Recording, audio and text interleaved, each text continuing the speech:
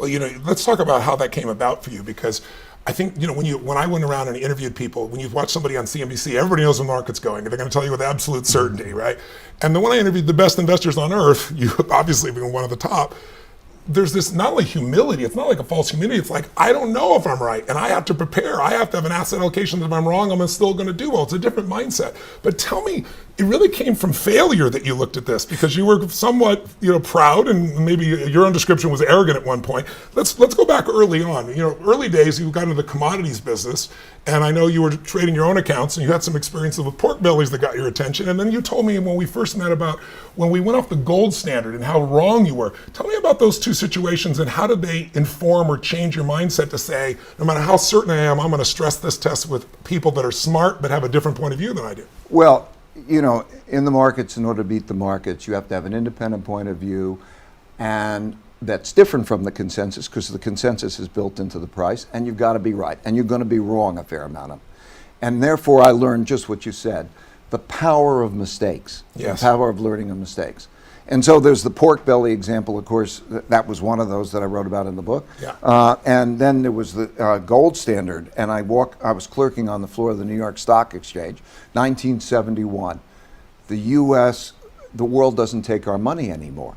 And President Nixon gets on the television and he says that the link to gold is broken. And what that meant at the time is that money, as we thought about it, was just like checks in a checkbook. Yes. And what mattered was the money that was in the bank. The gold. And that was the gold. Yeah. And all of a sudden that stopped. And I thought that the stock market... So basically the money is attached to nothing. It's what it is today, and everybody's gotten used to it. But then all of a sudden it's worth nothing. I used to turn it in and get gold, and I turn it in and get zero. Right.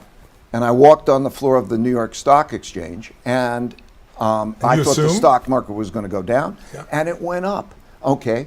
And what I realized then, that when I went back and I studied history, that although it never happened in my lifetime before, it happened before.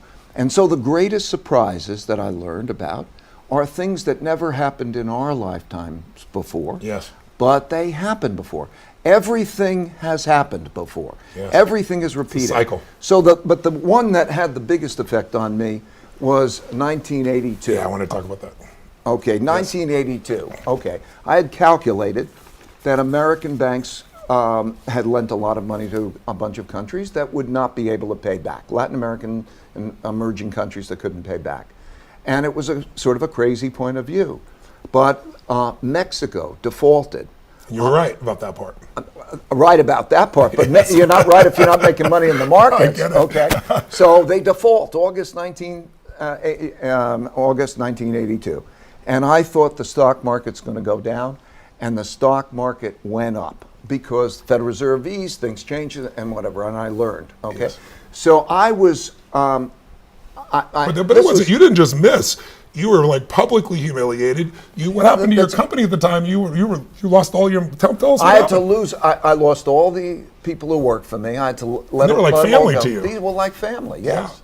Yeah. And then and you I had to borrow $4,000. Is what it was? You know the story well. Well, go ahead, tell right. us. I'm interrupting. I don't mean to. I just No. want to make sure they hear it. But right. It's in the book. So I lost all these people I cared about. I was very publicly wrong. And how many employees were left when you were done? Me. So I had to make a choice. Am I going to put on a tie and go to Wall Street and have a job or not? And I had to borrow $4,000 from my dad to help pay for my family bills. Wow. And that was one of the most painful experiences that I ever had. And after you've been in business, what, 8 years, 7 years? This is right. Yeah. Wow. And quite a name for yourself already. And it was one of the best experiences I ever had. Why? And it was one of the best experiences because it changed my attitude about decision making. I learned, okay? I went from thinking I'm right to asking myself, how do I know I'm right? Right? Yes. And that gave me an open-mindedness. And I've learned, by the way, when I know a lot of very successful people, and I learned that they crashed at some point. Almost everybody's crashed. Joseph Campbell in his book calls it going into the abyss. Yeah. And that crashing is really the best thing for them. Yes. Because they either have a metamorphosis or they don't. Yeah. And I learned pain plus reflection equals progress. Yes. Right? Yes. In other words, those moments, and then quality reflections. So I learned that I needed to have an idea meritocracy. In other words, Explain that. okay, an idea meritocracy is when the best ideas win out. So it's not autocracy, it's not I'm in charge and I'm making the decisions, and it's not democracy, everybody's equal. It's the people with the best ideas are the ones that influence where you go. Right. Well, to use an example, think about it this way. Supposing you have a sickness and you go to a doctor, okay? You can go to one doctor, you can go to 3 doctors. If you can triangulate among believable people and then you're faced with the choice, how are you going to deal with that situation? So, for example, you might say, I think I should do this decision. Well, you'd be dumb if the doctors tell you to do the other decision, even though you don't understand it. If those people who are independent thinkers are willing to argue with each other and they triangulate and they think you should do something, you probably should do it. Right. But if they're at odds, you get to hear the disagreements. Why is it? It's the quickest way to get an education. Yes. So you raise your probabilities of being right. So I learned that one of the smartest things I could do is find the smartest people who disagreed with me and triangulate. And so when we came to the financial crisis in 2008, it was because we had this view that was very different from the rest of the world. That's why you about guys the were financial successful. crisis. Yes. But to have that independent thinking and to do that triangulation. So it's humility. In other words, the humility, the fear of being wrong.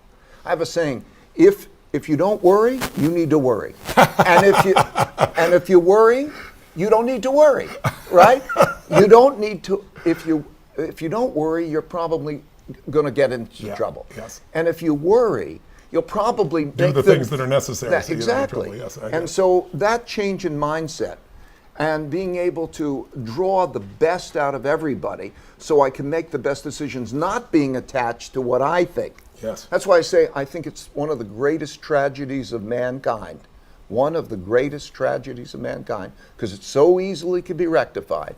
If people can separate their attachments for what they have in their head and put them out and stress test them properly, they will raise their probabilities of being right. This is key, has been key for me.